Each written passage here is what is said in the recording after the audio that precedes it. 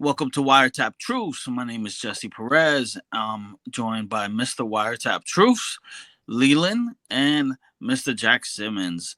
Um, man, we're coming at you. We're coming at you fast. We started it a month ago, and our channel got over 20,000 views, including the short videos and everything. So I just want to thank you and stuff. The my team is my team's on point. You know, I'm trying to catch up to them. We just did a great interview with Julito McCullum. You know, got great feedback from it. You know, people reached out to me and they were like, "Yo, that," a couple of comments and just people in general that I see like they're like, "Yo, you guys did your thing with that interview," So shout out to Julito for coming on and being our first guest. We got more guests in the chamber. We got more recaps, which is today. We're going to recap episode 7 of season 1 of The Wire, and let my co-hosts introduce themselves. All right, sounds good. My name is Leland Edmond, my AKA as Jesse's dating me, Mr. Wiretap Truths. Glad to be here, episode 7 with my team. We are extremely blessed, extremely humbled for all of the feedback you all have given us, all of the comments, all the likes, all the new subscribers. The feedback to the interview has been phenomenal. People who have texted me, just outside of commenting on YouTube, people let us know, like, hey, look, the interview was really good, really insightful. So we just appreciate doing this for you all. Like I said, we enjoy it.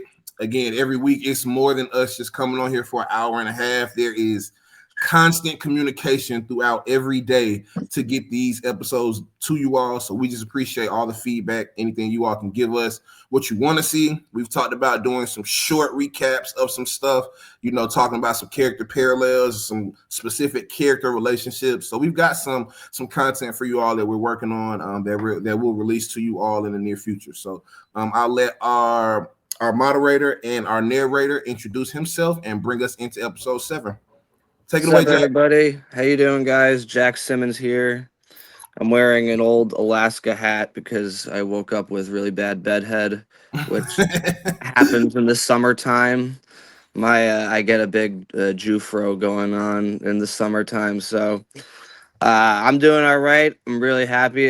We had Leland said, we had our interview the other day, and it was awesome. And I was kind of on cloud nine for a few days. It's crazy when you watch a show in your early years, and then you one day interview somebody that you saw it's kind of mind-blowing, but I'm really excited to see where this takes us. So without further ado, shall we start our recap? All right, well, we start off, the episode title is One Arrest. That refers to the arrest of Bird, one of the one of the most unlikable characters from season 1.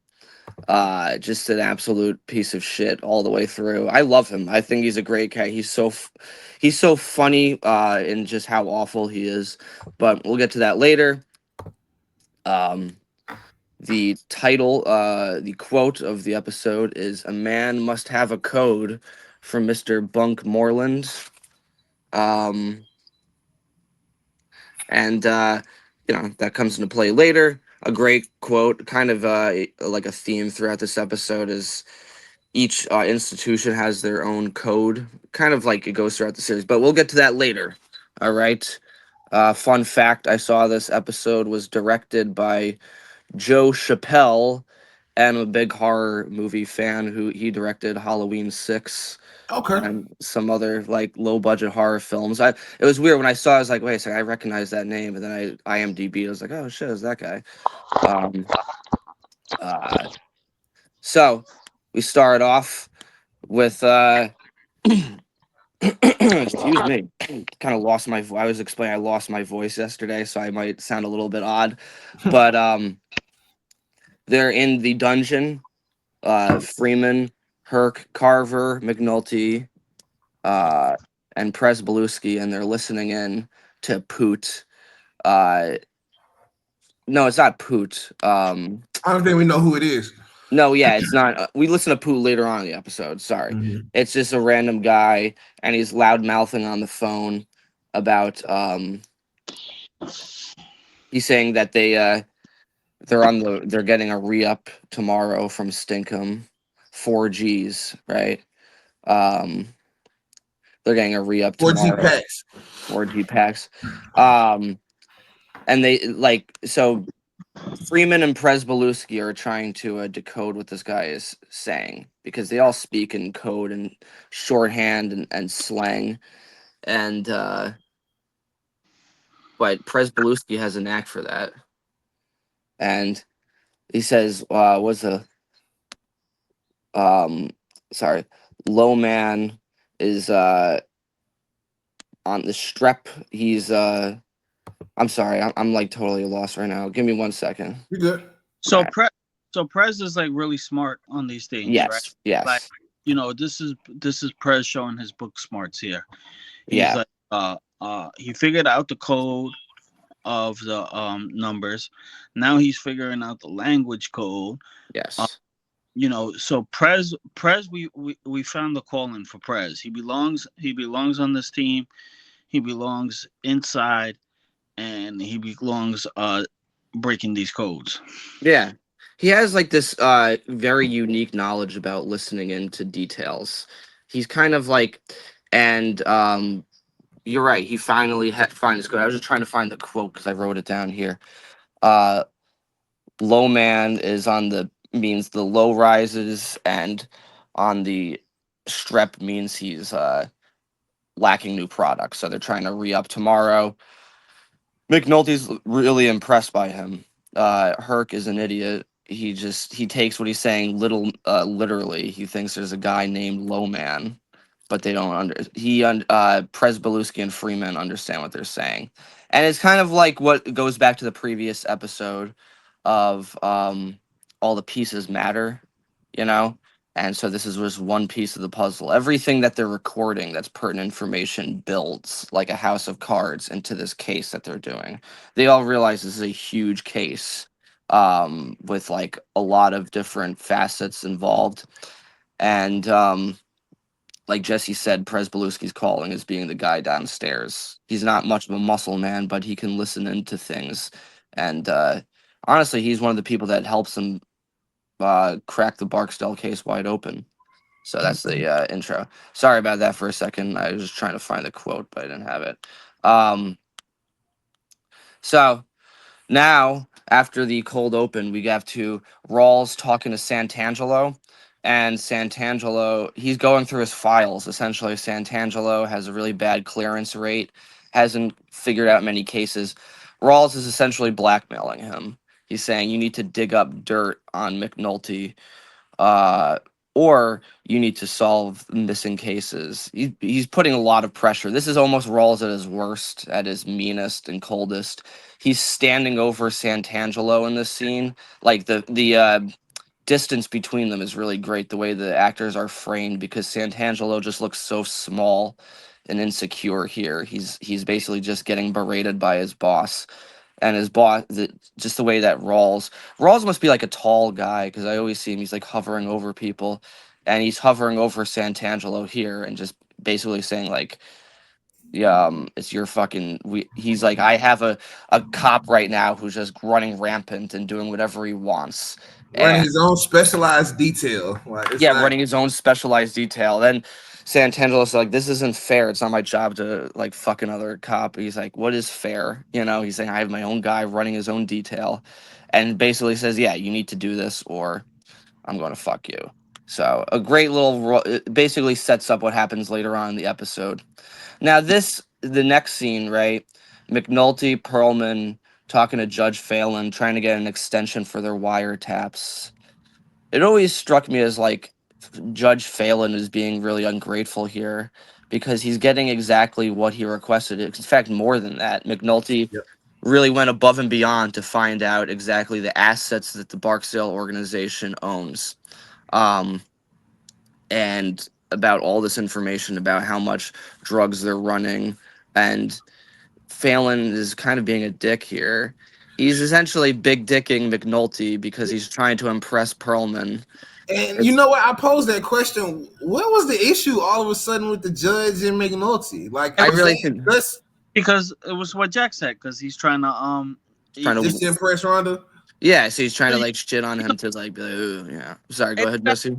no, it's that whole like when guys are around their friends and they be like they're the coolest, they're the coolest Right. guy in the world. Then a girl comes around and they're like, ah, And that's my shit friend. switches. He's trying to alpha. He's trying to be all alpha male here, and it's so transparent and kind of pathetic He because was shitting on McNulty, Yeah, like, hey, look, like, like she's smarter than you, Jimmy. like Like, you yeah, don't like that. Like, that's like the one poke is to play with his intelligence. Like, he was shitting on he's McNulty. Like, simping hard for Perlman too. yeah, like, So I'm like, sad. damn. he might as well give him a wedgie and a noogie. But Yeah, you really. know what though? In season 3, that's how they got the wire, was because Perlman was Yeah, yeah. kind of flirting with him a little bit, kind Yeah, of to get him to do the shit that he really wasn't supposed to do, kind of thing. So that's just a Perlman's very little smart. nugget. She knows when to play her role as the Right, woman, as the attractive woman. You know right. what I mean? She knows how to use that to her advantage to get what she wants, especially from like just an old idiot like Phelan. You Yeah. know, and he has this like tip. It's funny how like there are a few moments throughout the show where workplace harassment is a theme, and like male superiors hitting on women that work for them later on. Like later on, you see it about Mayor Royce, you know, and Facts. it's interesting that this was like um this is just showing an example of that. And it's like Judge Phelan, he's supposed to be all this like professional guy, and he acts really sleazy to Rhonda here, like just incredibly creepy. He gets right up to her and just like sticks his big stomach out, and he's like, He you put know, his you're stomach not. on her shoulder. Like, he put his stomach Yeah. right on her shoulder. Like, hey, And in he's case you basically ever saying want like, hey, I could it. see you get it if you want this promotion. I could see you like running, being a district judge later on in your career. And it's so just like, ugh. You look at that, he's so gross. He comes off really creepy in this scene. And And then then Jack, just to touch off what you said off of McNulty and the assets. So we know he has a strip club, a couple laundromats, a towing mhm, company, and a funeral parlor at the very least. right. And that to me shows that that's more motivation to shut down the Barksdale crew. You know what Mm-hmm. I mean? When they have all these legitimate businesses He got running. money, clean money, and Yeah, some serious, serious assets. Like, it's the more of a laundromats are scandal. cash business. Back in 2002, I know they didn't have the type of, card readers and Apple Pay and stuff like that. So we're talking cash businesses, Mhm. at this moment. Yeah, and that can almost like set up like a RICO case, you know? And so that's like it, or what Freeman said in the previous episodes. It shows an example of a conspiracy. All of these organizations are under his money. Mm-hmm. And just to touch on Phelan like hitting on Perlman, McNulty knows that he's like, if you want to talk about like the male relationship, McNulty knows he's already banged Perlman a bunch of times. He doesn't Yep. feel the need to try to assert himself as Over like him. right. It was almost a thing of like, I'm just gonna let you have this to see, because like this is the best thing that's gonna happen to you for a while, you know. So you can, he kind of lets him like talk shit, and Yeah, then he was still embarrassed though when they, Oh, he felt it yeah, because he insulted his intelligence. right, yeah. exactly, That's the one little tidbit of all of that was, damn, you're downplaying how smart I am. Like, right, you know how McNulty is. Like, like that's, I live and die by how intelligent I am as a cop, but you're probably yeah. not smarter than a lawyer. Probably not No, McNulty. yeah, You that's know, the thing he's most insecure about, you know, right. and he asserts himself. He constantly references how he's a smarter cop than most people, um, which like they make jokes about, like, oh, you're the smartest cop. He's like, that's, you know, not exactly a great like you know, not much to brag about, but he is like one of the smartest detectives probably in the whole unit. Mm-hmm. Um, so after that, Phelan comes back and he even says, he's like, I would love to throw a fuck into her. Just, you know. Um, but he says, like, why are you angry at me? Like as if he's surprised that why wouldn't he? You just insulted him twice. And you're the whole reason he's in this shit house to begin with. Yep. You badmouth the judge. Sorry, you talked to the newspaper about the organization. He basically fucked him really hard. If I was McNulty, I probably wouldn't speak to the judge after this. I would just be like, But he really don't. He don't have no choice though. What yeah, is talking about? The judge is the reason why this whole case went through because of McNulty. Yeah. McNulty Yeah, was a chance but to. he's also like he's the reason why McNulty got in a lot of trouble. He's fucked them over since it Right. started. But I get But, what you're saying too, Jesse. yeah, because McNulty's I getting think a taste of his own medicine. Everybody's pissed. He's talked to the judge. Judge is pissed that he's pissed that the judge talked to the press. But the judge has done favor after favor for McNulty. You wouldn't yeah. talk. No. I mean, I'm just saying I would be pissed off after the newspaper thing of like, dude, you know, there's almost this because I think the first time McNulty spoke to him, he wasn't planning on having it be this big. He might have been looking 3 moves ahead, like, oh, this will cause a storm. But I think in the same way, he was just trying to like blow steam. You know what I mean? He was just trying to like he was just venting to the judge. He didn't expect the judge to basically cause this whole scene. I don't believe that. McNulty knew what he was You doing. think he was new? I think it might have been half and half. Like I think he wanted to vent, but he also could see like 3 moves ahead.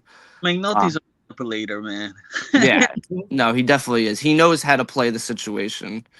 Um, so yeah, and then the judge basically says like, "Hey, you know what? You always have favors down here. If like essentially like if Rawls tries to fuck your whole career up, you can count on us to." Look, this guy bends over backwards for McNulty, man. Yeah.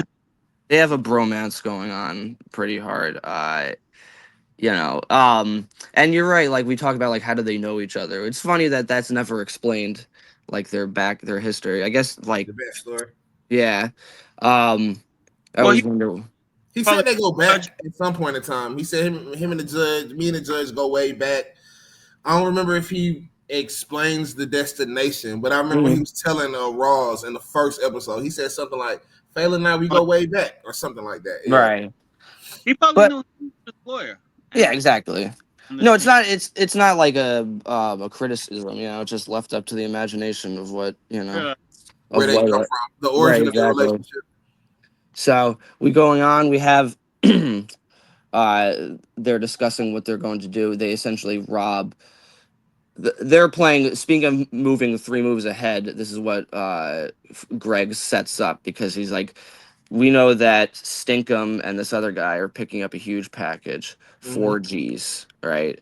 Um, of drugs. I don't know. Is that 4 grams? I'm guessing. It's Okay. a 1 G pack. I think it's 1,000 grams. I think is how they're Okay. All what right. they're So saying, that's something like that. Yeah, a lot right yeah. there. It's You know. $40,000 worth of product. Okay. All right. That Yeah, makes more sense. 4 Gs, 40,000. Yeah. Okay. So it's a lot. They're yeah. paying. But they have it all on conversation. They know exactly where they're going to pick up the drugs, who's going to have who, and Stinkum's going to be in the car. But they decide I'm not going to arrest Stinkum Mm-hmm. now because this sets up later on that now we can track him and you have the charge of a guy running from the police which could even help you even more down the line. They essentially are like now we have any reason to arrest him should we want to, but now we have proof that they're picking up drugs. Again, it's all part of the bigger conspiracy. And lo and behold, who's in the car that they're tracking but the one-eyed kid that Presbeluski blinded in the second episode. So he comes back. All the pieces matter, right? Everybody comes back, and the scene. I like the part where he's running through the courtyard, and Bodie is like, "Oh, hello, Officer Hurt." You know what I mean? He's just getting in their way so that they Yeah. trip to allow. I thought that was just a great like detail added And there. and again, how Carver is running. Like Yeah. Carver he must have ran track in high school or college or something because Oh yeah. he was hawking through that courtyard. Like That's a good point. He does run like a track runner, like the yeah, arms forward, like he must have ran track. yeah. That is a classic like 90-yard sprint kind of run where you use your arms forward like that. Um, and it's funny because the kid's so fast too, and like some of these detectives are kind of like out of shape. So it took like Can't catch four him. of them to take him down, you know. um, when he's on the ground too, he's like he won't. He's so the kid is so determined, you know, because the kid does not stop running. Nope. He's like, I have this task that I have to do, because he's also afraid of what happens if he doesn't get. He's afraid of the Barksdale crew, being like, you know, you're We taken by lost our the. package. Yeah, exactly. He didn't want to get. He'd rather get fucked by the police than by the Barksdale crew. Especially because they don't care that he's only a child. They'll kill him either way, you know. Um, so then a cat and mouse game. We see Stinkum calling Stringer Bell. Uh, and it's I again I love how they show things because there's no dialogue. They show the number that's being called Hmm. back in their office. Freeman looks at it. He matches up. That's the number of Stringer Bell. Now we have him calling Stringer Bell. Hey, we lost the package. With that, you have proof that Stringer Bell is in this drug organization. Hmm. Like it's all setting up proof that hey, we did this, we arrested this dealer, and now you're calling him to notify him. So it's And, all. and just touching on that, the phone etiquette from Mm, Stinkum in the last episode when Bodie returns, he berates Bodie for like talking crazy on the phone. You know, right. like so for him to call Stringer, like, well, you are what, third in command, fourth in command, something Hmm. like that. You definitely know the rules. Like, Yeah. you know the rules, regardless of how big the loss was, a $40,000 loss. But you know the rules. You know, to be Hmm. calling Stringer directly and telling him like you knew you weren't supposed to do that. Like that was just for the sake of the show. Like Yeah. because Oh he yeah, knows. and also like it just shows too how careful Stringer is, which is a recurring theme throughout. He's so careful. He says like, "Why are you telling me this right now I on don't the know shit phone?" about shit. What you Yeah. telling me for? Or like, I love it later on in the show when he's like, "I don't know Avon Barksdale," and he just hangs up the phone. Yeah, when he's talking to Omar, he's like, I don't know nobody Barksdale. I don't know nobody named Barksdale. I don't know him. I don't know who you talking Yeah, about. Yeah, he knows, like he always covers his tracks, which he is does. why he's able to get away with it for so Even long. in season 3, he makes Bodie when Bodie's telling him about Yeah. Amsterdam. He's like, well, we got arrested today. He's like, well, you Mm. shouldn't sell drugs. And Bodie's like, Hmm. I'm not wearing no wire or nothing. You know, he's like, you want me to take my pants off? Like, he's like, all right, Hmm. I believe you. You know, like he's extremely careful about that Yeah. stuff. Like he don't trust nobody really. And going back to the theme of chess, it's like why certain people are able to get so far is because they're careful. And the Mm-hmm. careful ones are able to manage, whereas like Weebay is extremely reckless, which is why he ends up going to prison at the end of this. Yeah, So all their destinations are matched by their actions earlier in the show, which it's I love. deep. It's all, you know what I mean. It all like foreshadows into what happens later on. Um, and also when we see Stinkum on the phone, I like that scene of showing Cinder running up the tower, just showing how they have to make that trip. That's like 6, 7 stories tall. They have to make that run every day. It's just an apartment complex.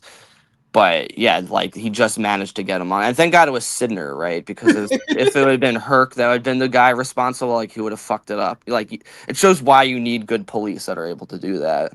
Hurt would have tripped up the stairs or broke the Yeah, camera or something like or taking a something piss like on Herkish. the roof, like Santangelo. You need a good cop who's like gonna be there right in time because that conversation only lasts for like 30 seconds. Mm-hmm. Um, yeah, and then so afterwards, it cut back to Santangelo, essentially trying to figure out his old cases. A lot of cold cases shows why nothing ever happens is because you got Looking stressed. yeah. He looking so stressed. And Landsman's the perfect boss here because as soon as he sees that he's stressed out, instead of like trying to like make him feel better, he just laughs in his face. And he has that great line. He's like, "You can't play with your friends until you've done your homework." Just it just adds like he feeds off of his subordinates' misery, which is a hilarious thing as the supervisor. And then he basically decides to play a prank on him. He goes to Ray Cole's desk, picks up a card for Madame LaRue, like a Was it a local. prank though? He got the answer at the end. He did get an answer, but yeah, and that's true. Landsman knows he's like, let's see if he'll fall for this, and then, He's like, she was a gypsy woman. You know yeah, that little dance scene when he's dancing, man. mhm. I love Lesman. Oh yeah, no, yeah, he's hilarious here. But it's Uh, funny. got the call and everything. That's like as soon as she said it would happen, she's like, "You got to go to sleep with this," and Mhm. calling is like, "Oh, you got a case." So Well, that's what's funny about the show is it's the irony, right? Because you constantly being like these people are frauds, and then they find the answer. It's similar to like in season 5 when there's this dumb idea of like those people based on their voice they can determine everything they want to know about a person, right? So they did that with the serial killer, and it matched exactly who McNulty is. Yeah, the I mean, profile. right? I love that scene. I love that scene. I mean, That's a classic scene.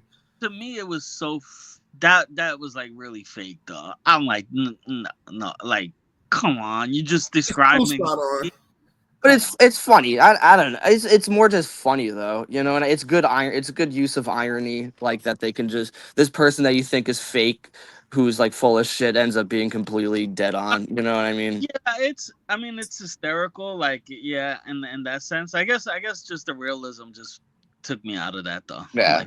I'm And like, that's the flaw with a lot of people with season 5. They feel like it's a little bit unrealistic, you know. yeah, And Hmm. I can play devil's advocate and be like, well, I mean, this is Baltimore. This Yeah. is he is a cop. This is a city of corruption. You know, sure. it's not like, yeah, okay. I can. The city's corrupt enough Yeah. where it might not shock me if a cop was, rigging some murders. That wouldn't So, shock me too tough. Right. I I can. I like the made up story, serial killer storyline, but Yeah. that whole analyzation, I'm like, The oh, FBI stuff. come on. I can excuse the lack of realism there just because it's funny and it's like it's a funny little moment too because especially when you see McNulty like reacting to that he's like Jesus Christ. And it's Like, self-reflecting, essentially yeah, showing all of McNulty's flaws. Is what, like, right, you know, the and it's bigger purpose of it is like, hey, look, you ain't really about shit. You ain't really doing shit. You really, you're an alcoholic, a mhm. sexual fiend. Like, it's really just showcasing. Hey, And the guy who's doing it has no idea, like you know what I mean. So right. it's funny on multiple layers, but that's a discussion for season 5. Back to the where we are now. Um, so afterwards, yeah, Santangelo set up to visit this detective later on. Now we go back to McNulty and Bunk trying to figure out the Gant case because they were given the information by Omar in the previous episode that Bird was shot, and they see this old lady trying to move her groceries into her house. So McNulty's like, huh, like a merit badge for 2 good scouts, you know, and they help this old lady, and she's resistant. She's reluctant to have them help her because they know that they just want information about the murder. She picks up that they're cops right away and that they're looking for information. Um, I realized I just repeated myself there, but so they go inside. It sets up for a later Yeah, on that was a conversation. pretty good scene with the lady, the old lady, and Bunk and McNulty, and Yep. Oh yeah. the personalities and how they treat her and stuff. You know, Oh yeah. Yeah. this is gonna be so she's gonna end up being actually a witness on the Gant case, also, right, Leland? Hmm. Well, I don't think they show her on trial. Like, I don't think she goes to trial. But they mention it though. They do. Yeah, I think they're saying her story matches what Omar was saying, and Burr will have the gun. So I don't think they ever bring her to trial because Omar is a witness. Hmm. So Omar is corroborating what she's saying. They were just bringing it up because Omar's not a serial killer, but he's a Sociopath. robbing. Yeah, right. But he's their star witness, and his story matches what she said, and they have the gun. Hmm. Is what I took because we don't ever see her on trial. So I think that's where they were going with it. I think they were just because she said she didn't see him. She said she just saw the murder, but she couldn't see his face. She don't remember kind of what he looks like. She said his back was turned. So the story of him killing Gant matches Omar's story. He's Right. going to tell in court. And great detail here too is when she's like, "You're police, right?" And he says, McNulty says, "I'm afraid so." Like McNulty understands how the citizens view police. He knows that like whenever we go anywhere into their neighborhoods, it's like an intrusion on them, Mm-hmm. and they're not seen as welcome, and he understands that, which again makes him such. That's one of the things that makes him such a great cop is he sees people through their own eyes, and he's able to empathize with where they're coming from. And 30 minutes in, we just want to say, please, thank you all. Like, share, subscribe, Wiretap Truth. We appreciate all the comments, all the love. We appreciate all the feedback. Thank you so much. Yeah. But the scene when they talk to the old lady happens later on. So I'm just going in sequential order right now. Back to the courthouse where Johnny is on the bench with a lot of other people that are on trial too. And it's just funny how they just line them all up, and Johnny is like, "Excuse me, ma'am," and she's to the public Ma'am, defender, excuse me, ma'am. No luck. uh, yeah, no, she doesn't even turn around to look at him. Like, I think that's the public defender that they have to represent her. She doesn't even give a shit about anything he's about to say. She don't even turn her back. Yeah, she just gives that Give like, me 1 second. it's such like a librarian kind of look. And then Bubs comes in to show support with Greg's, and Greg's essentially rescues Johnny. Like, Johnny doesn't appreciate the break he's getting here. No, and then when he lists the charges of Johnny's Yeah. rap sheet, I listed it in order: dope, coke, dope, theft, dope, loitering, coke, attempted theft, dope, theft, dope, and then the charge today: 1 vial for cocaine, dope. Yeah. I thought that was really funny. Like, this who you want to let out? Yeah. But she doesn't even care. She's not even like, whatever, dude. And I think they let him out because it's not like he's a threat to anybody, too. Drug charges. It's just drug charges. Yeah, he's not. It's not like anything violent. Like if he was on there for like armed robbery or something, they wouldn't have let him out. But it's like this is just a drug addict. Like, I find it kind of funny that the judge is probably like, why is a high-ranking detective care about? What do you need this guy for? And when he sees, like, this is such a break that he gets. We talked about how Johnny has no luck, right? That's what Bob said in the previous episode. Like, this is his big break that he gets, and he squashes it like right afterwards.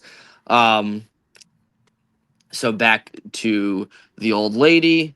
She's talking to McNulty and Bunk, describing how Bird shot Gant, and she describes him to a T. They say he's a small guy, doesn't have a lot of muscle on him, and then they show him how he was killed, and how far away he was. And you're right, this is the scene when they try to get her to act as a witness, and it shows being a witness it's got to be extraordinarily terrifying, especially if you just saw someone kill a human being. Mm-hmm. And the guy that older people are scared of the organization. Yeah, she was fearful. Like, she was like, "Look, I ain't see him. I really can't be in no courtroom like that. I ain't see his face." Right. Kind of thing. Like, even the older people who you would think might, want to go into court and maybe testify to, stop a murderer. Even they're scared shitless. Mm-hmm.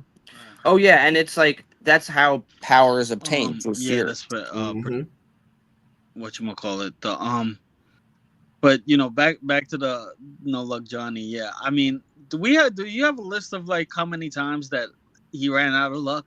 He can't. Who, Johnny? Yeah. So far, he got beat up by that guy. Yeah, by the Barksdale beat up. He has AIDS. Arrested. He got AIDS. Let me see. Season 2. What was he on season 2? Season 2, they were just getting really, really high because the product got better. Yeah, season 3 is when he dies in Hamster. And then I think season 3 he like leaves off the deep end and ends up. With Amsterdam is he don't never leave Amsterdam.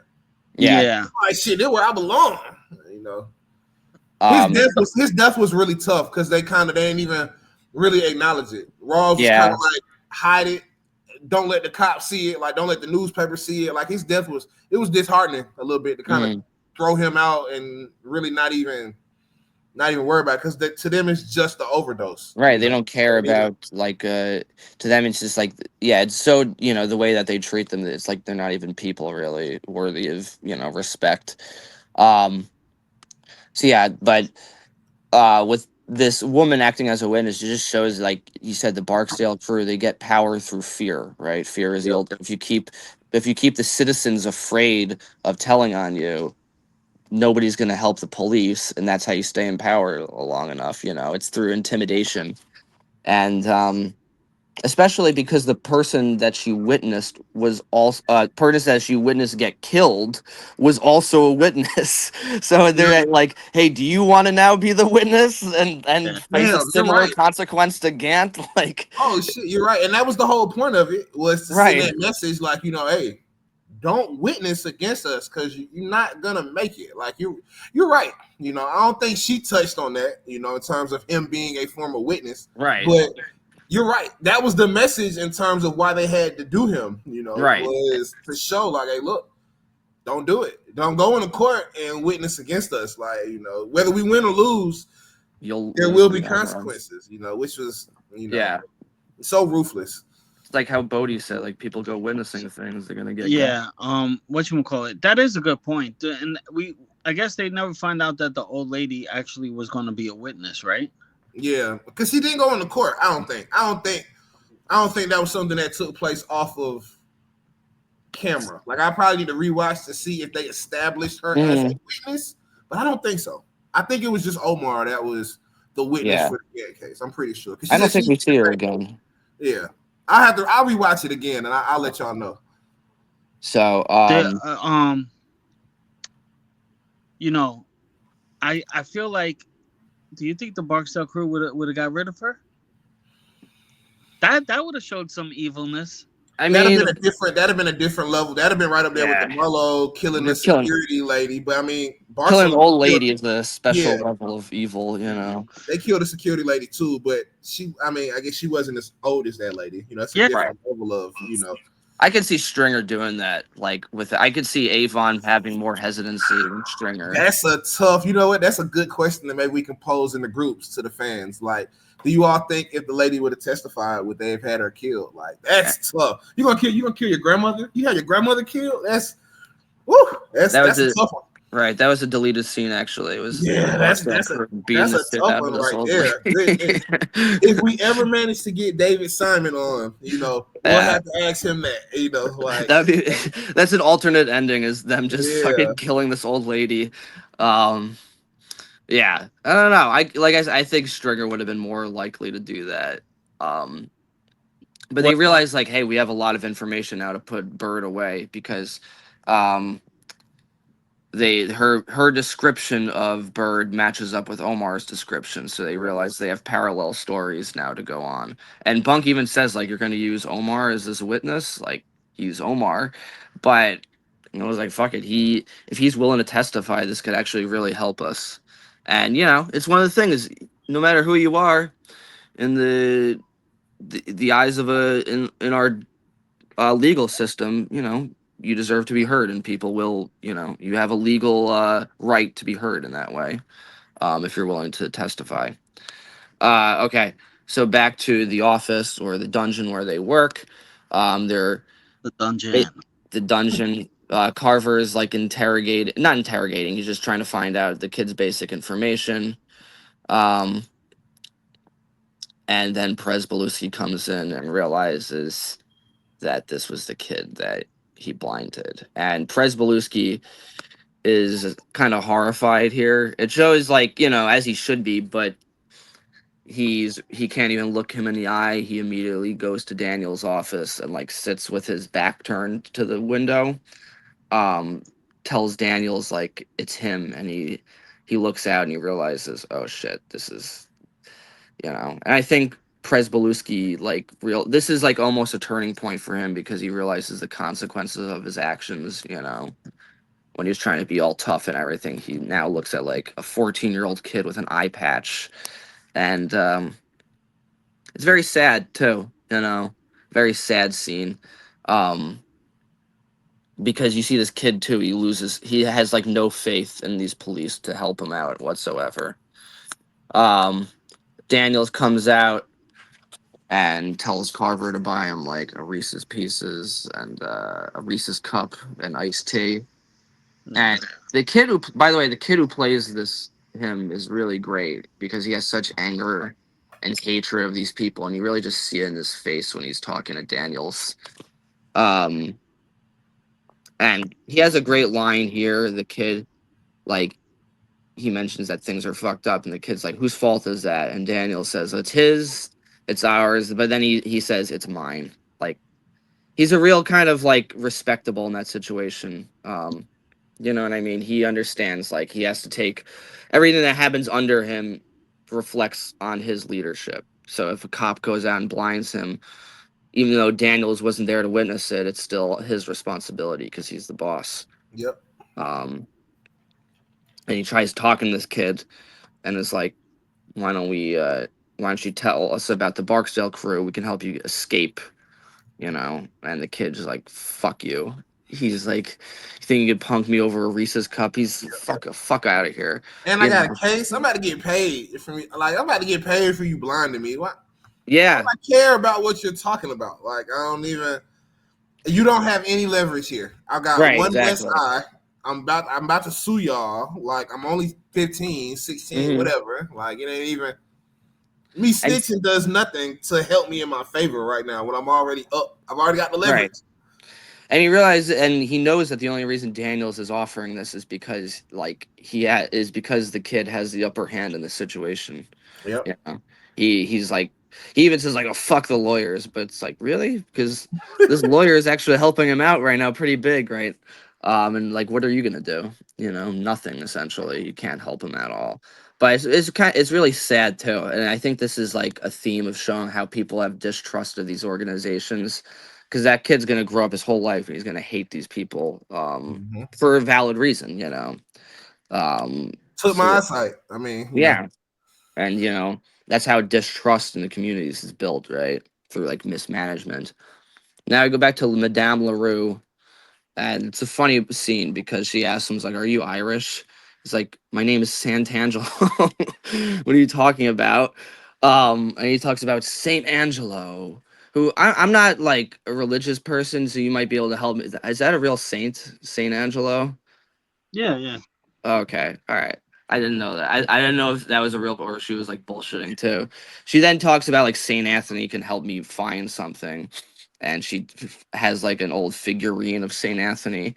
Tells Santangelo to go to the grave of the victim, bury the figurine in the dirt, take it out, wait an hour, then take it out, and when you're sleeping, listen to it.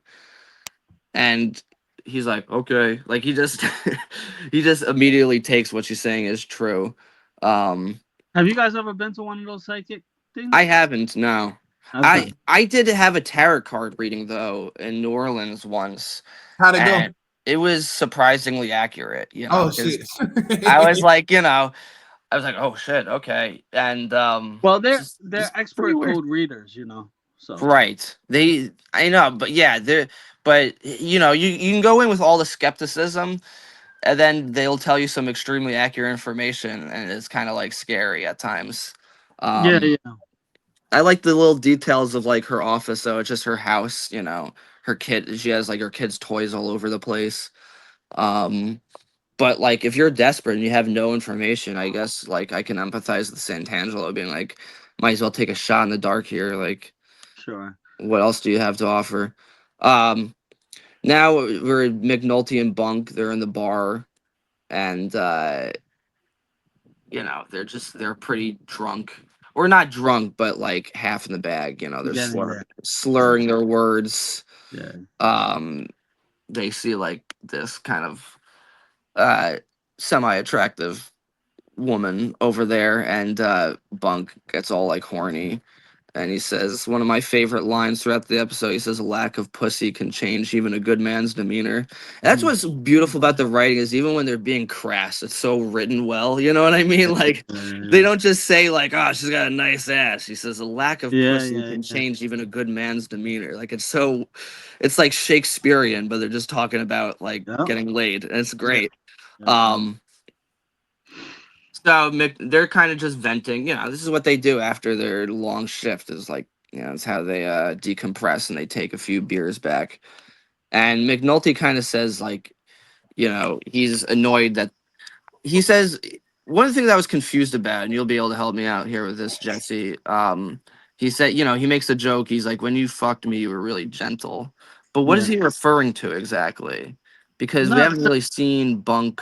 it's just making a gay joke with a buddy. Ah, ah, okay. I thought they meant like with his career. I thought like there was no. No, Okay. they're always like being gay with each other. Yeah, no, of course. That makes sense. Yeah. Just busting each other's balls. They're just like regular dudes, you know? Yeah. Right.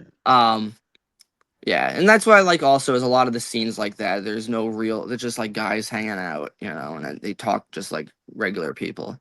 So, um, you know, locker room talk or whatever. So yeah, And now 45 minutes in, we want to tell you, please like, share, subscribe. Wiretap Truth. We appreciate you all tuning in. Thank you so much. Wiretap truths. alright. So it goes from this nice contrast for like just regular guys hanging out in a bar drinking in like a dive bar talking about pussy to now you have like this hoity-toity cocktail party that Daniels and his wife are at. It's funny that the two scenes happen right after each other. Yeah. Um, And and I love Daniels, Bunk. I love Bunk and McNulty in that scene. You know, yeah, he says, you know it. You know, I like you, Bunk. You know, then he says it's not because you're a good police, because you know, fuck that. You know, that shit don't matter. You know, like yeah, I love that little scene with them, man. shows they've been doing this for a long time, you know. Yeah, it's very relatable, you know. We all talk to our friends like that.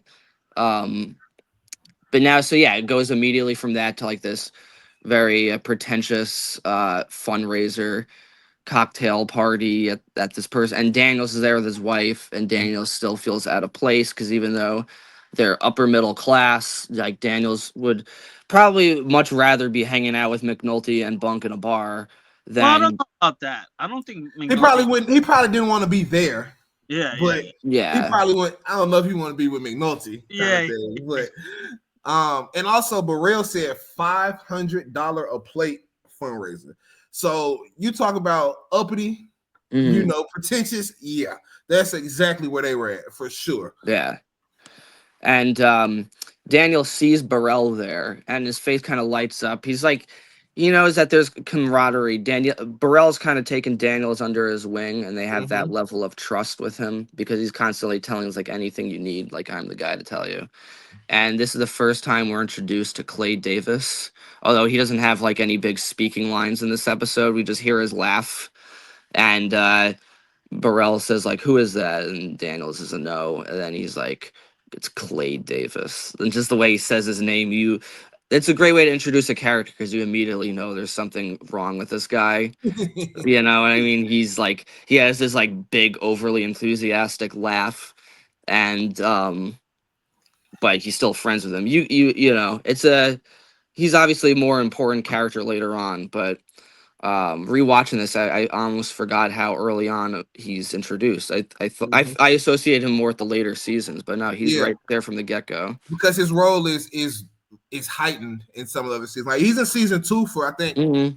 one scene. I think it's like one scene when Frank Yeah. Zapaka is with his lobbyists, and he's like, you know, we spent 40 fucking thousand on him. You Hmm. know, he says that, but I think that's the only time in season 2 that we see Clay Davis. Right. Is in that moment right there, I think. Okay. Yeah, that makes sense. But now we're back. Now we're at NA. NA meetings, Bubbles and Johnny, they were mandated to go there. Johnny is just completely reluctant. He's so annoyed that he has to do, even though it's like, dude, you were spared from going to jail. Like, suck it up and do this. Do the fucking meetings, man. Right, exactly. He's like, he doesn't appreciate the break he was given here. He even asked the person, he's like, "Can you sign this?" He's like, and the guy who signs those papers says like, "You have to stay the whole time." Yep. We don't sign it. You don't stay, Right. you don't sign. And Johnny just rolls his eyes like Well, the funny thing as if about he's being Johnny really could get somebody else to sign. It's an anonymous program, so you're not really going to get somebody to check. Oh shit, you're right. Now. true. I always Huh. laugh because you think you have to. You know, it's funny. But in actuality, you could just get another like crackhead and be like, "Hey, sign this for me," you know. Yeah, it's true. They're No, not it's gonna like yeah. call them afterwards. How would they Yeah. verify? They wouldn't verify it. Yeah. Right. Yeah. Interesting. That's So, yeah. You know. Um. So actually, I waited to this scene to discuss it on the podcast. I'm in AA myself. I just celebrated 4 years yesterday. Congratulations, sir. So this meeting is exactly like it's NA. I haven't been to an NA meeting. I go more to AA, but Mhm.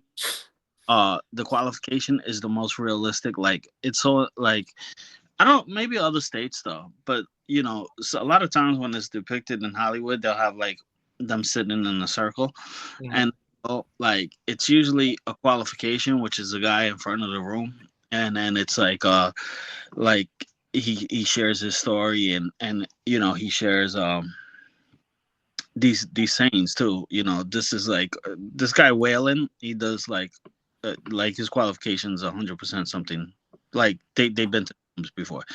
I think the actor actually is in the rooms actually, but my disease is out there doing push-ups. I got Mhm. got one last I got one last high in me, but I don't have a last recovery like that. Yeah. Like, and so this is a beginners. So it's a beginners meeting. So beginners meeting, and a beginners meeting is when you go and you go and you say, oh, one day, and you go get a coin. 1 month you get a coin. So they give out the coins at the beginner meetings, and Bubbles' attraction to the program in the meetings, and you do feel like an uplifting when you get the coin and everybody claps. You get this feeling, that you're doing okay, right?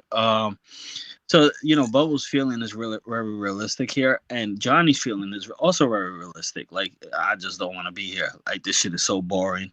They're talking about recovery and a higher power. I just want to get high. Mhm. So it's an hour of boredom for Johnny.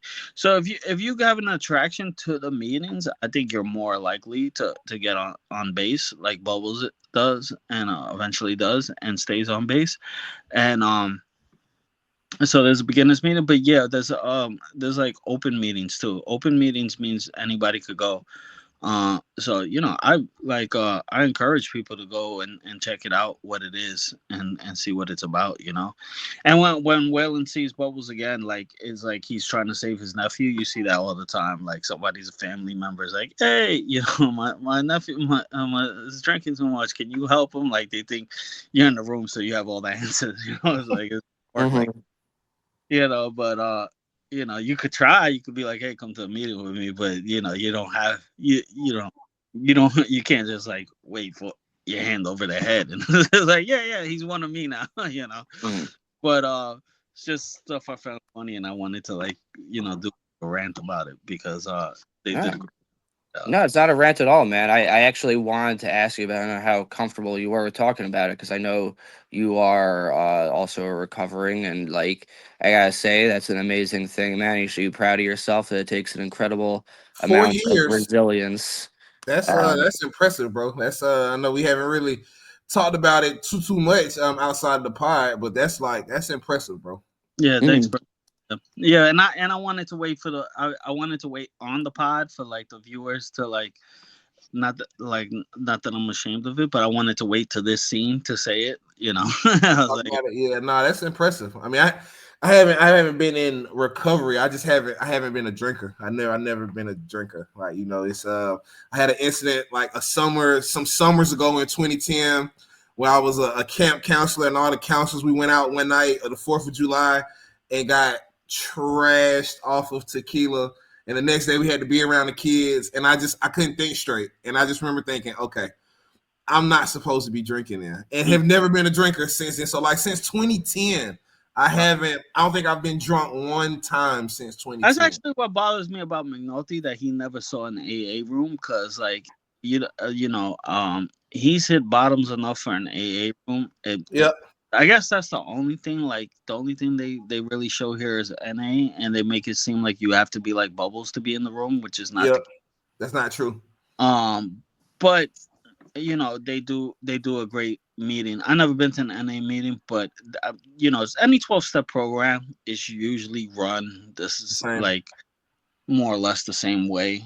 But Yeah, so I thought that I was don't know. I think if for McNulty, I think because he went through such a transformation when he left the detail after season 3 and getting Hmm. with Petey, yeah. you That know, she was like his sponsor in a way they weren't drinking, I kind of thing. But you're right, he never touched on like the actual, hey, I'm actually an alcoholic, Yeah. like, and I need probably some recovery. Beatty was his recovery and a family structure. That was like him, going through a program to get off the alcohol. But he never, you're right, he never sat down with anybody, never talked Yeah. about his problems, in terms of being an actual functioning alcoholic. If so, that might have made it when season 5 hit and all the bad stuff started to happen, that might have helped him stay sober. If Hmm. he did have a structure like that. yeah, the show makes it. Yeah, so the show shows us that it's more his job. I think when he gets back on the job, then He he. Right. gets angry. But you hear stories like this in the room too. I was able to stop drinking for a certain period. So who knows? Just because he left the job, what's the next thing to trigger him that makes him go on a binge again? You know, Right. That's deep. I really believe McNulty is like, but you hear it in the rooms too. This is like stories I've heard. Hmm. People Hmm. people have managed to control their drinking for some time, managed to stay sober for some time, stay without a drink. They could go a year or two, but the fact that you keep going back means that you need the rooms. McNulty 1,000% needs the rooms. He needs more. Makes sense. I think, No, that's my opinion. If they would have, that's a good because I never have thought about it from a AA perspective. In Yeah. terms of McNulty, that's deep. That's actually some deep insight to it because you're right. What if he had those rooms when season 5 started and all the craziness started? Who's to yeah, say he wouldn't have, maintained a sober, sane state of mind if he did have, a room to go back to and kind of reflect on? That's interesting. Yeah, no, and I love the way it's portrayed here. Um, because it's in like this gymnasium. It's not a gymnasium. It's like it's like it's like, Auditorium. yeah, an auditorium. It, church. it, it a church. Okay, Was a church? Okay. that Usually makes meet sense. usually meetings take places in churches.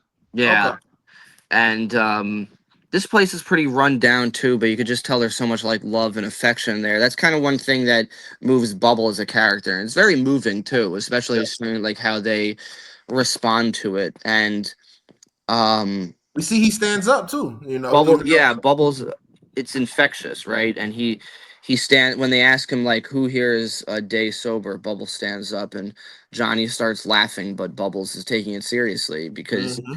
he sees that people are genuinely happy for him. Nobody ever stands up and nobody ever claps for Bubbles. So he's like, wow, these people care about me, and he finds something to believe in there, and It does something to him. Johnny thinks yeah, it's a joke, but and they end up still getting hot at night. But right. the fact that he even stood up, Hmm. is telling to where his like, in the back of his mind, like, man, if I one day if I could just be sober, like the thought of it is there. And I mean, we see later in the season he does try. If So Kim doesn't get shot, who's to say that he doesn't stay sober? and real quick, another thing too, real quick. So this is like where Bubbles will say in his later on qualification, and when he qualifies and gets over, this is where the seed was planted. That they Yes. planted. So when you come in the rooms, like a lot of people don't stay.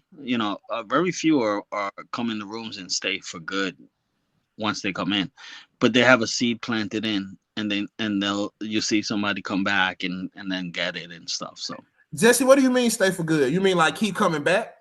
yeah, keep coming back. Yeah, Oh, okay, okay.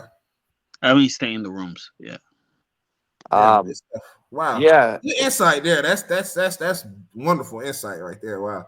yeah, absolutely. And and it shows the level of support like that people have there is really important. crazy. And the you mentioned Waylon, right?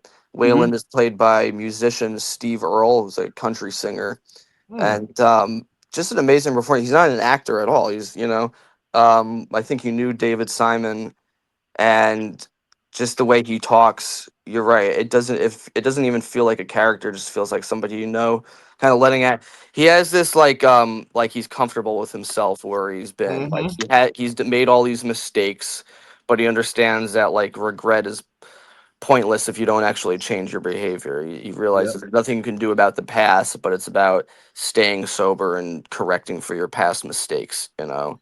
He And seemed perfect for that role too. Like, I mean, oh I don't yeah, know, like, I I think don't I know. read that he's in recovery, if I'm not mistaken. okay, Okay, he was perfect for the role. Like, it Yeah. was. I don't know. He's a character that a lot of people don't touch on in The Wire, his importance, but hmm he was vital to Bubbles, yeah, and Bubbles' sobriety. He was a vital character to it. And an hour in, we want to say thank you. Please like, share, subscribe, comment, Wiretap Truth. We appreciate all the love. Thank you for all the comments and everywhere, every comment, every subscription. We appreciate it all, man. oh yeah. No, But yeah, he's I love his character, Jack. I don't know. We don't talk about him enough, but yeah, he's a very, very telling, touching character. He's got some tough moments that yeah. he deals with Bubbles. That he's Bubbles. Is he considered Bubbles' sponsor, or Yeah, because he's Yeah, later on he becomes a sponsor. he's okay? sponsor. That's his sponsor. Okay, I know because he He's just led a the person. whole meetings. If that was considered his sponsor too, because he's the leader of the meetings, but I guess that's still his sponsor. Okay. Well, it's anybody you ask in recovery, could you be my sponsor? Bubble says it later on when he gives the speech. He goes, I call my sponsor Waylon. Mhm. Oh, okay. Got you. Good stuff. Okay. But yeah, All Just he right, Jack, feel where we at? just because he uh, like that doesn't make him a sponsor. After Right. But he asked him when to he be my sponsor. Got you. I'm with you. yeah. Okay. By the way, I did see. I remember years ago, funny little story. I saw Steve Earle live with my parents. Really? Like after I saw The Wire, I was like, "Hey, it's Waylon," and he's a cool dude on stage. He's very funny. Also, he always has these stories. And one guy, you know how like it's a thing when people yell "Freebird" when he was playing, like after his one song, and he said, "Dude, Leonard Skinner sucks." Like, yeah, he's a cool guy. But so, okay, that was the first time we see Waylon. We're introduced to a few key characters here. Um, so the next scene, we're back at the party, and Daniels goes in. He realizes he's not enjoying the company of all these like pretentious politicians and business people. So he figured gonna go hang out with the drivers, hang out with the working class boys. They're watching the Orioles game. He's talking baseball.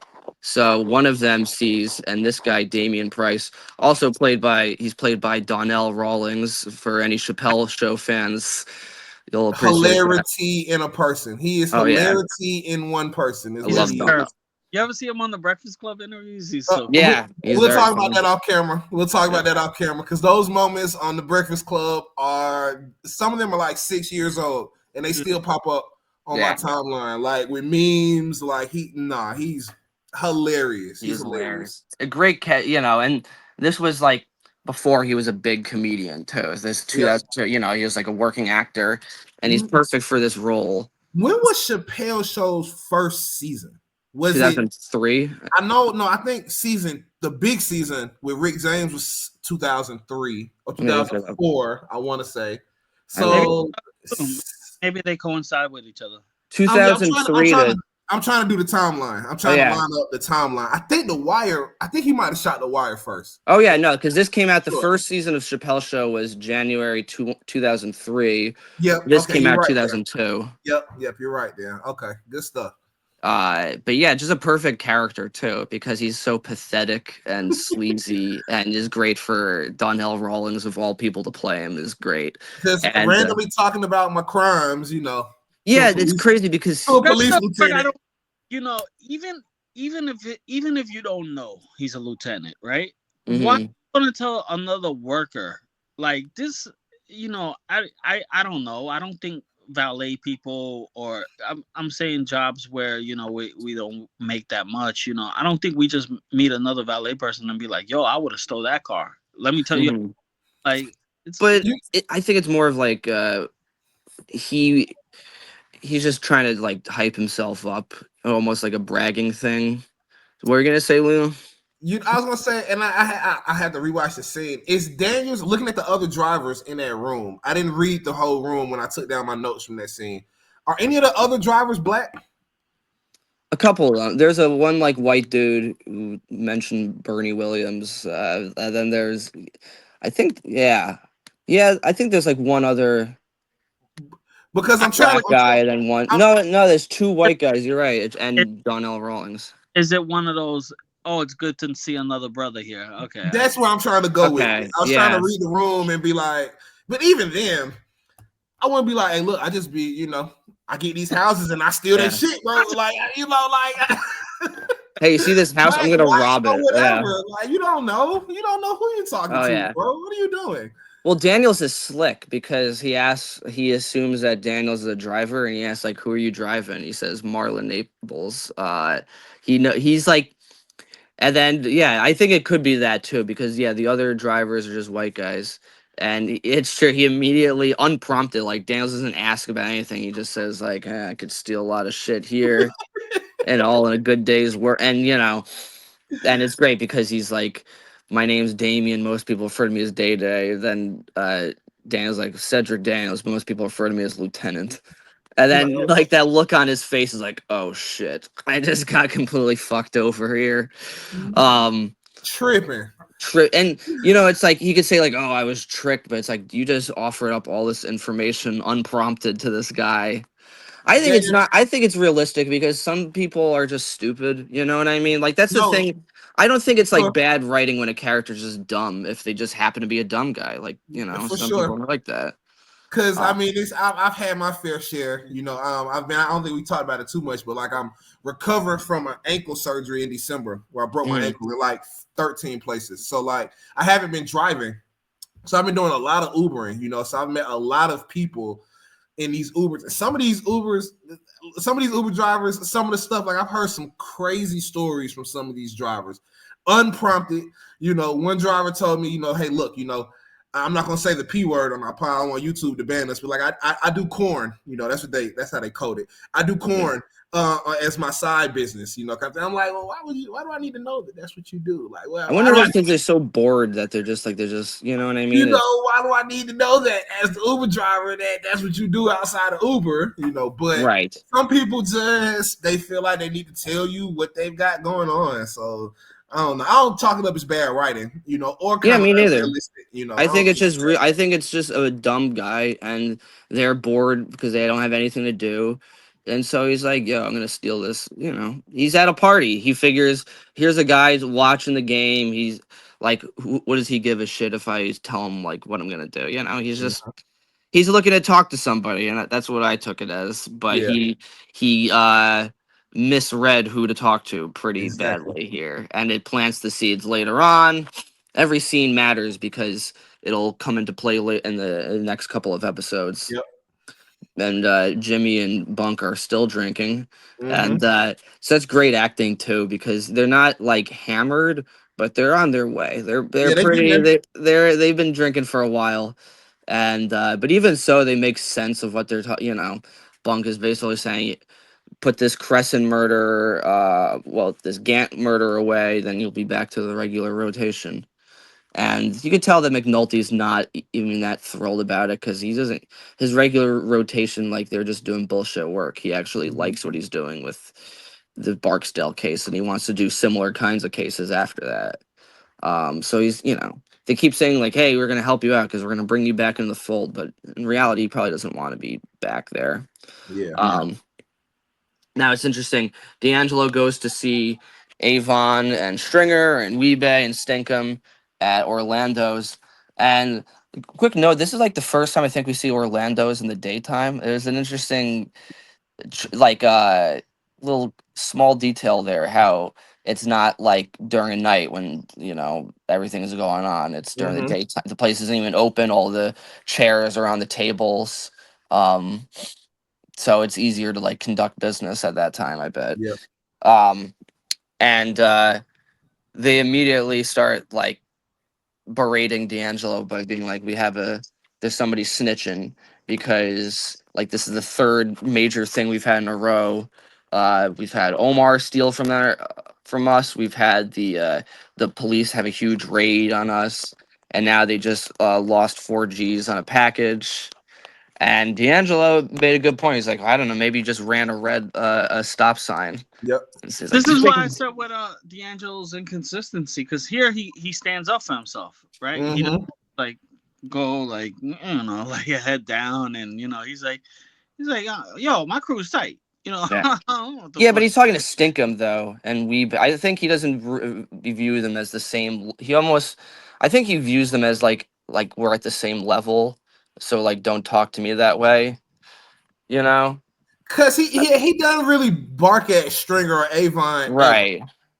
like He that. looks at these No, guys as not like, Except for Wallace. not at them, but I always felt like he like we always see Weebay scolding him, and he Hmm. put his head down, like he's like, Oh, yo, he stood I up don't know, on it. man, Yeah. my yeah, crew's tight.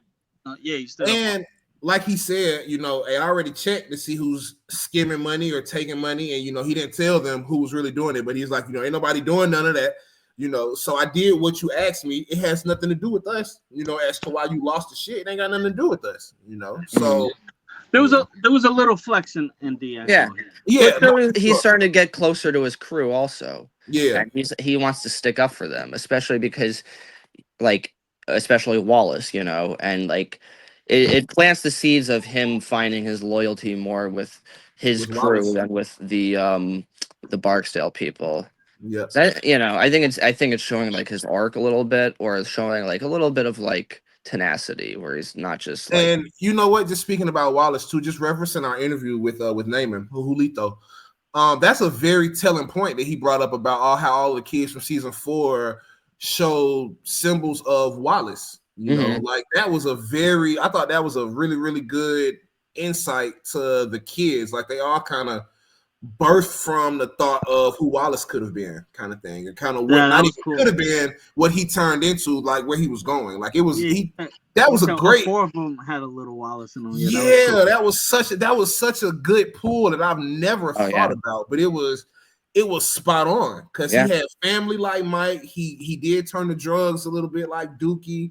Yeah. He was a hustler in a way like Randy. And he was smart like Naaman. Like so, that was a great insight from him to kind of draw Mhm. that comparison about Wallace. I thought that was really good. I really liked that a lot because I No, never thought absolutely. about that. I had never even considered it, like for Yeah. sure. But it was about Wallace when you think about it. Like that makes perfect sense that they drew all 4 of those characters from pieces of Wallace. I don't know if they even did that on purpose, but that's the foundation. It seems like.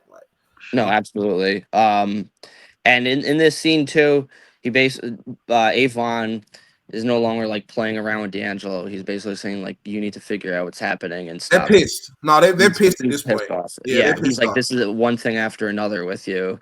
Um, and what I love too is Avon wondering what's happening. He's trying to figure it out, and Yep. the great camera work because it Yep. slowly zooms in on him. You can see Yeah. his mind. Yeah. He's Like like, it's like Yeah, you see the frustration in his forehead. Like he's he's like, like he's why are trying to they put it doing together. this? Like what what's is going going on? Why on here? didn't they arrest Stinkum? That's what he's the police are basically mind fucking him at this point, and he's trying to figure out what their strategy is. And I took this note down. I wanted to ask y'all. So like, there's one more scene like this where it's kind of like the cops are playing into trying to keep the wire. The last scene I'm talking about is when they pop Weebay towards the end of the season. They pop him with that cash, and they're doing it. They're like, hey, do it.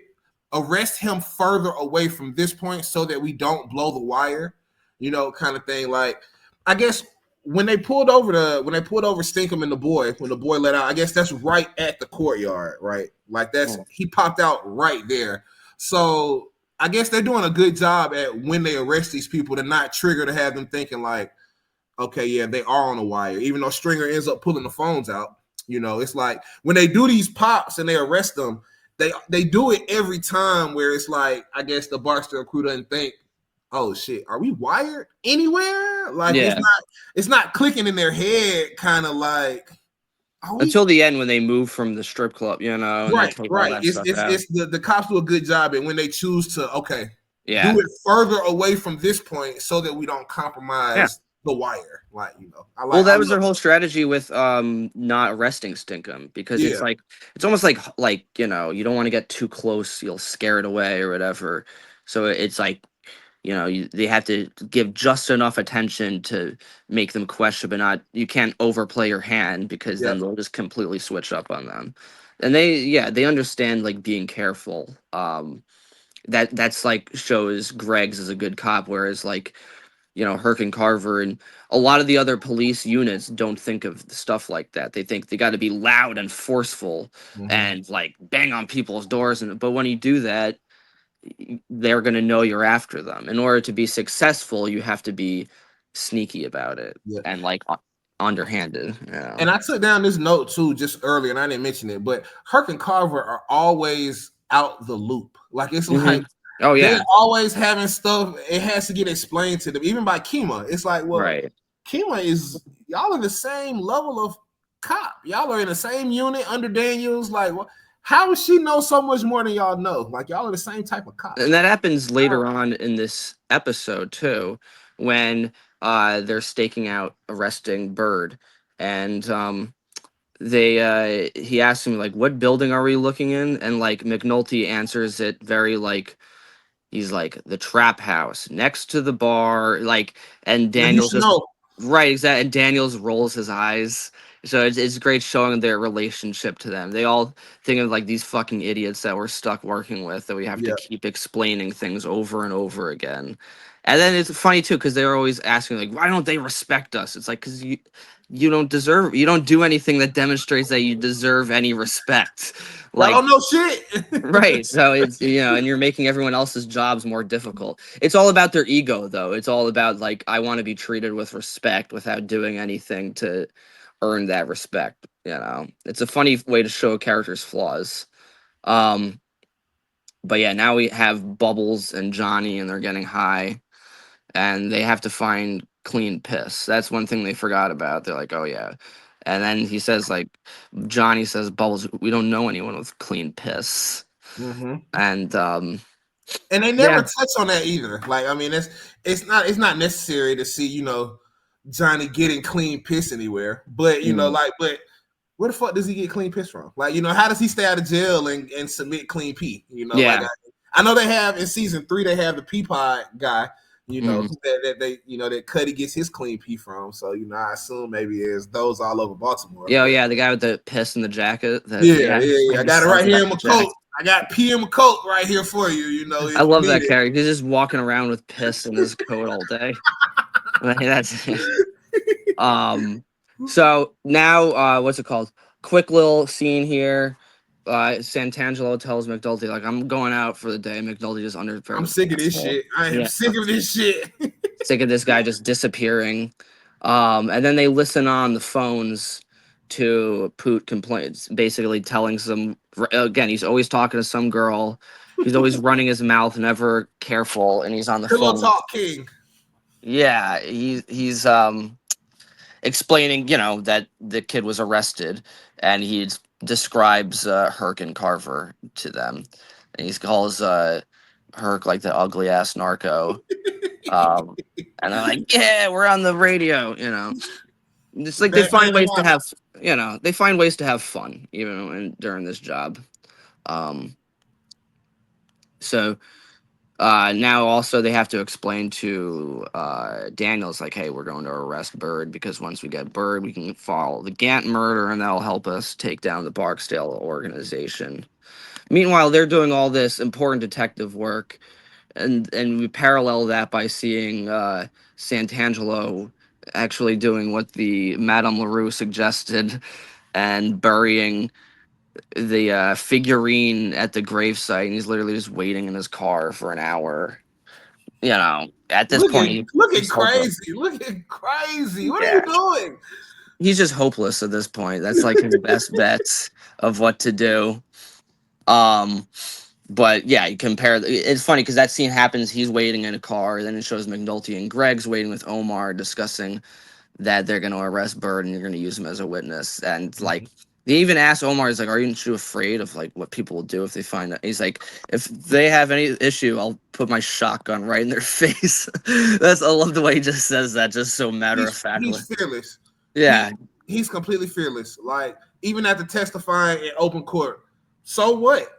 Who's gonna stop me? Who's gonna right. come and do something about it? Like he was. You mentioned that, Jack. I think on like 3 episodes ago. Omar is completely fearless. He Yeah, don't care about nobody. He's not scared of anybody, like right. whatsoever. Like, He says exactly what he wants at any given time. He does whatever the fuck he wants. He's like chaotic neutral, you know, and Yep. it's a great character because of that. He has a he just every line he delivers is gold and is Mhm. badass, and you know, even as he even makes like look being a witness like look cool in this scene in this in the next episode. Nobody ever says, like we were talking about with Julito, people were like, hey, Randy deserved it because he snitched. Well, he's 15, 14. Right. Wallace deserved to get killed because he's 14. Okay. It's weird how people, yeah. Nobody ever says anything about Omar. No, yeah. Don't nobody ever say Omar should have got killed because he snitched in court. So That's true. That's a good that's point. weird. It's weird about Well, how people view certain characters and there's the something narrative behind it. there's something on YouTube called The Take about Omar, and they bring up like no other character can do this and not be labeled a snitch. They're like, but law enforcement is not Omar's enemy. Yeah, So Right. Omar doesn't play by the regular games, though. I mean, the regular rules, though. Like that's facts. Yeah. he's not a snitch because he's not really one. I mean, he's in the game, but it's weird. He Omar makes his own rules. He has his own code, you Yeah. know. Whatever rules Omar makes. And like I said, I've never like I said, I see that stuff about Wallace. I see that stuff about Randy. Like no kind of remorse Right. from fans about snitching. I mean, it is. I've seen it maybe once from thousands of people about the Wire and all of them because I don't think we're all in all of the Wire groups, but I think I'm in every single one. That if you go to Facebook and type in the Wire, I think I'm in all of them, every single one of them. And I rarely see anybody Right. ever mention it. It's never mentioned. Like never. Yeah. That's how much we love Omar. Right. Like Because they're afraid of Omar. They think if they'll say that, he's gonna come to life and fucking kill them. That's how fearless he is. No, that's a great point. You know, shows. Well, we'll get into that on Wallace's episode. But speaking of Wallace, here he is. He's starting to get high doing coke because seeing Brandon's corpse really messed him up. And Putin and Bodhi take note of that. How he's not coming out of his room. He's just staying inside. This is it's showing like was such like a nice kid and has been completely corrupted by what's happening. I'm And fucked up now. Like I'm at yeah, this point, I'm depressed. I'm sniffing, and I don't know if it's coke or heroin. I never know with the Wire. I know it's mostly heroin.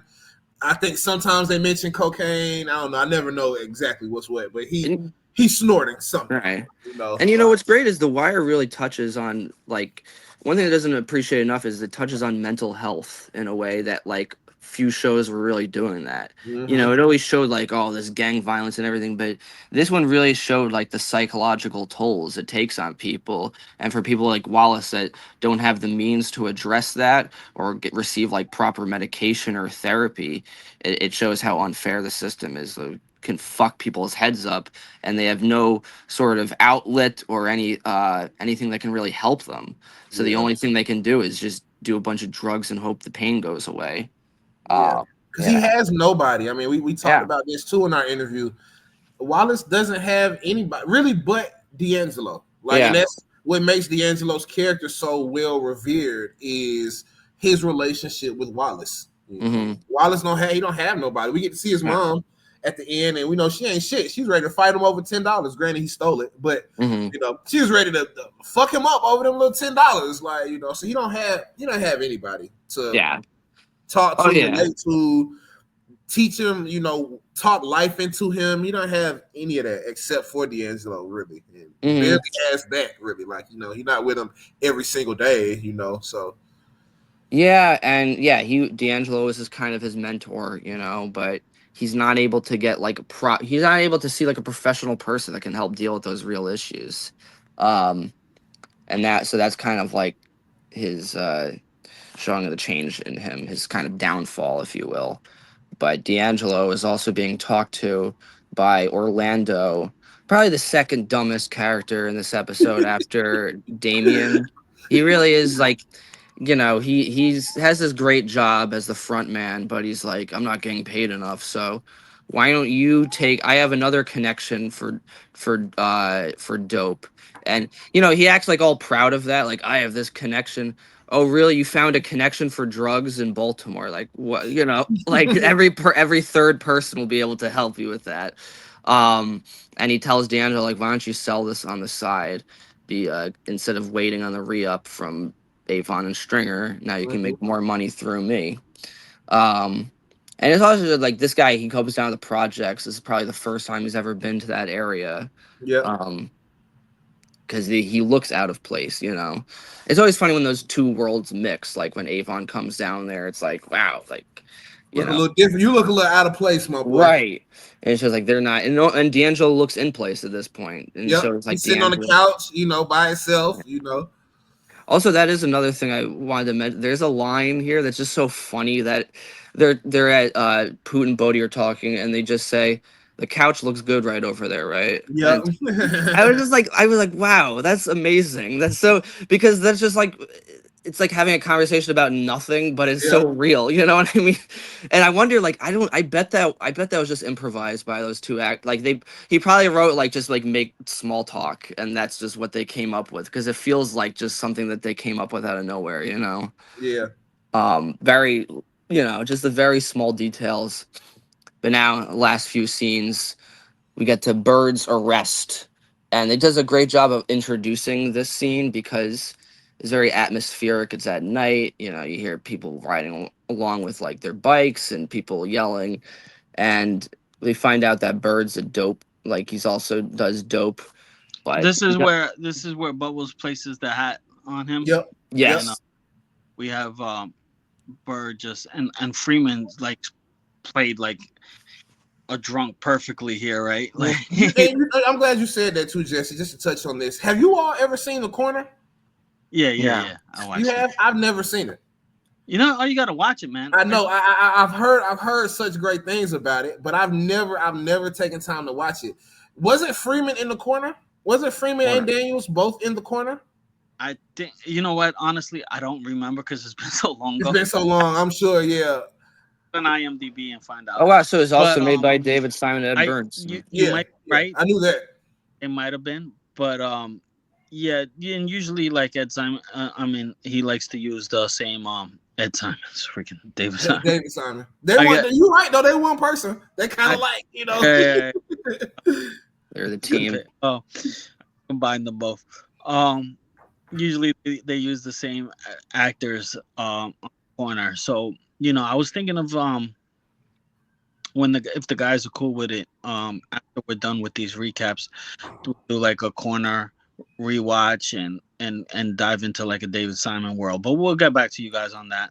So Jack, so we got the night scene and Bird Yeah. is right. Yeah, and Freeman has to like hit him with a bottle of whiskey, like because Bird's such a fucking animal that like even police he won't get arrested voluntarily. He'll have to be like taken down.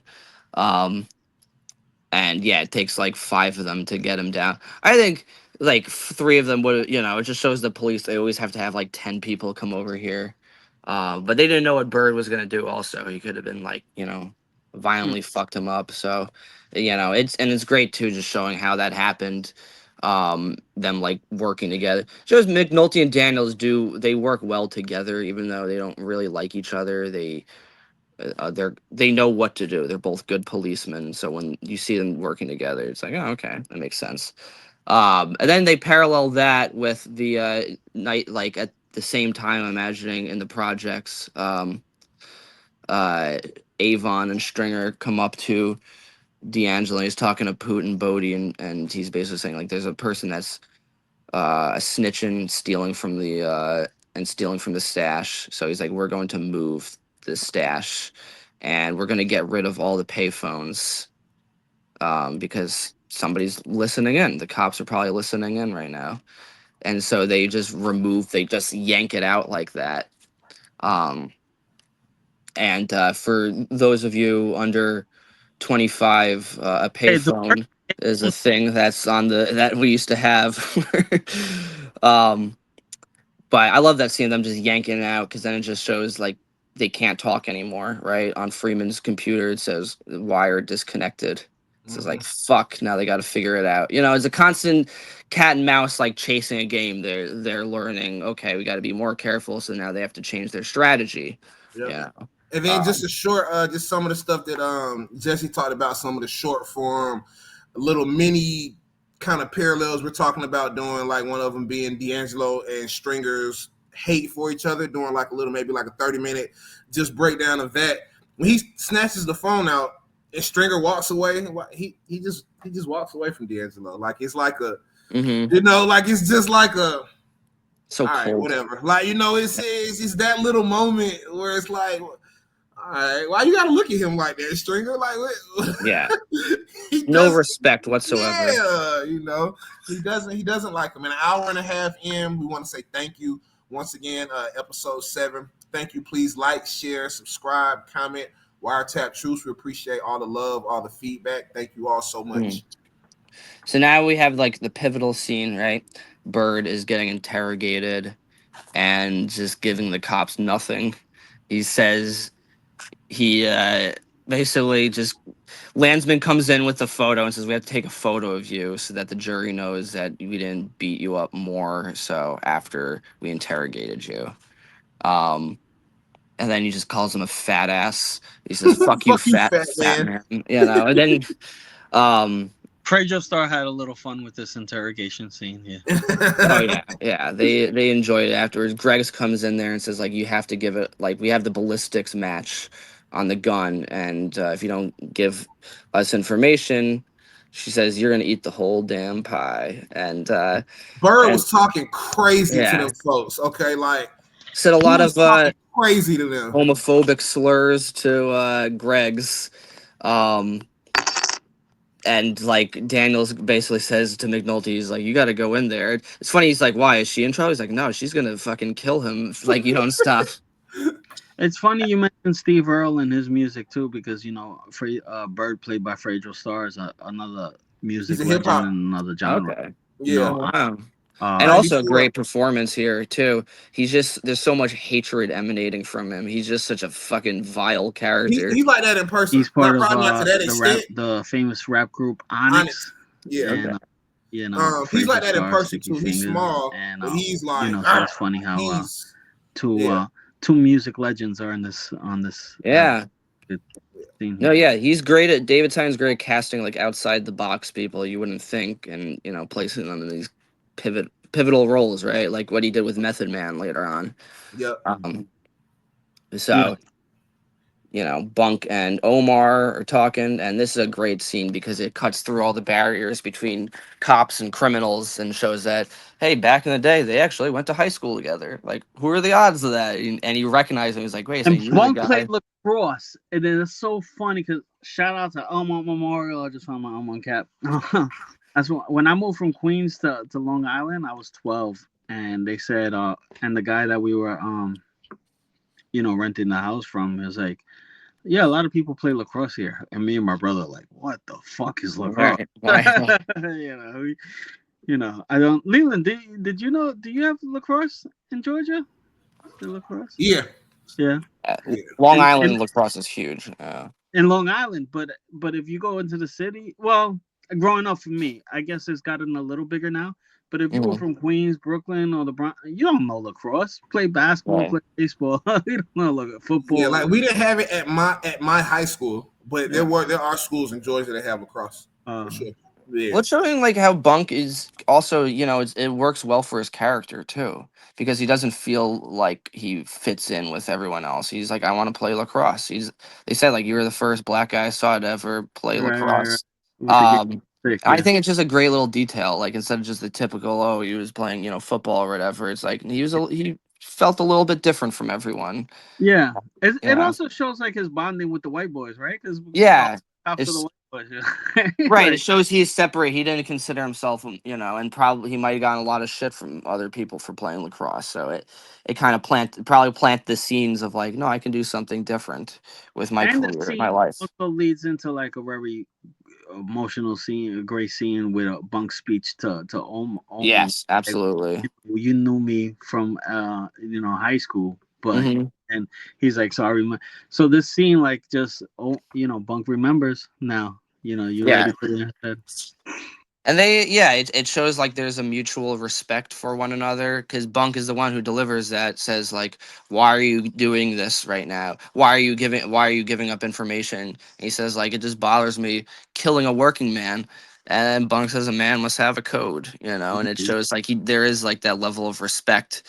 And he's like, is there anything else you can give for me? And he's like, how much more information do you want? Um, and Omar gives up information that McNulty and Bunk used to solve one of Santangelo's cold cases. Right. So Santangelo thinks, "Oh my God, the Madame Leroux helped me do this," and he goes down to where the office is late at night, and shows he's not usually like working late because Lansby says like, "What brings you into this during these hours?" Santangelo is just like a 9 to 5 guy, whereas like McNulty and Bunk they go overtime, and because they care more about their job. And Santangelo basically says like you got all this info, you did all this for me. That's pretty damn nice. And then he's like, Landsman, I can't believe it. Madame Leroux worked. And Lance is like, no, you stupid fuck. These guys right here, they solved your case. And Santangelo is filled with like this guilt and shame and embarrassment, really, because this guy that you're actively being forced to snitch on and ruin his career literally just solved your case for you. Mm-hmm. Yeah. And he feels really bad to his credit. And it's not.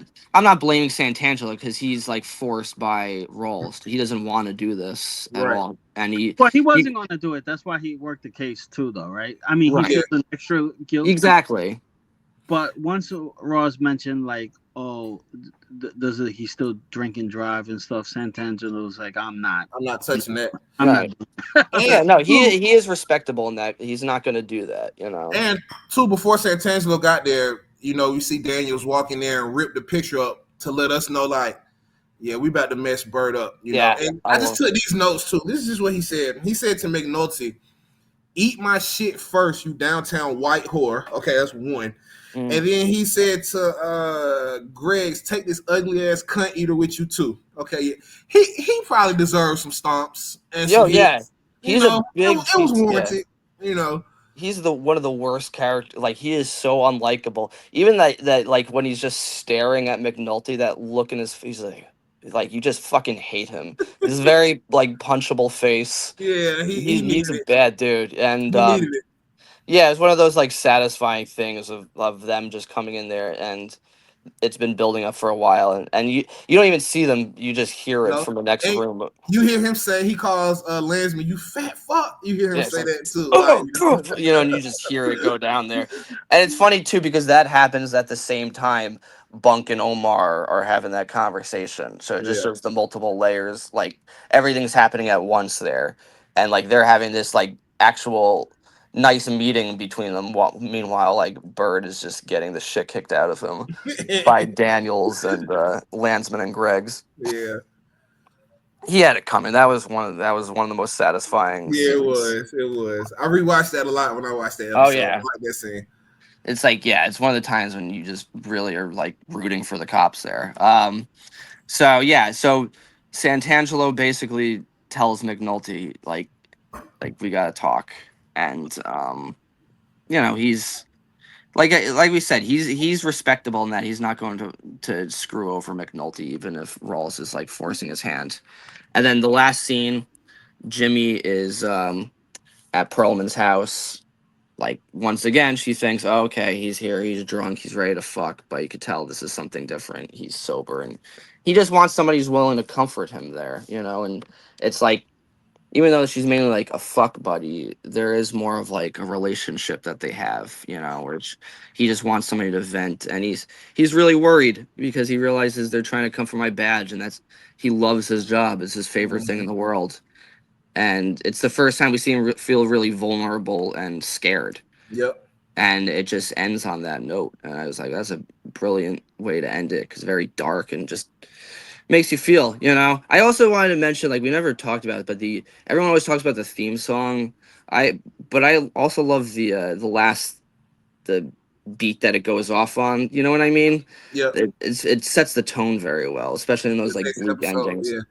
And I know we're gonna let Jesse take us out in terms of his breakdown, his ending and stuff. But this is another episode where it's like, damn, well, what the cliffhangers are so different from episode to episode. Like Yeah, it's like, well, damn, now we got a whole nother week to think about. Oh, McNulty thinks he might lose his job. Like it's right. just the cliffhangers from episode to episode are just damn, they hit every time because now Yeah, it's like, damn, what is McNulty's about to lose his job? Like it's a phenomenal. Some of the endings on these episodes, just in every season, it's just yeah. like, damn, they really have you on your seat. Man, what are we gonna do now? If McNulty's about to lose his job, what is episode 8 gonna look like? Like, It's a different plot point too. It ends on a different plot point, and if I just imagine like if I wish I was like watching this as it was coming out for the first time, because then I would have been like obsessed with all of it. Like, what the fuck's gonna happen? Well, good stuff, man. Jess, you wanna go ahead and give us your breakdown? Yeah, man, Jesse Perez, man. Thanks for tuning into Wiretap Truths with me, Mr. Wiretap Truths Leland, and Mr. Jack Simmons. Yeah, man. Great episode. You know what I said. Like I said, two music legends on here: Fredro Starr, Steve Earle. Great scenes here, and as we do the podcast and you get to know more of our personal lives, we welcome you into our lives. Me and Leland just shared something with you that you didn't know. You guys know about Jack's career. So you get to know us as well as when we do the recaps. Shout out to Julito McCullum, and we got a lot more coming for you guys. We're out of here. Peace. Peace.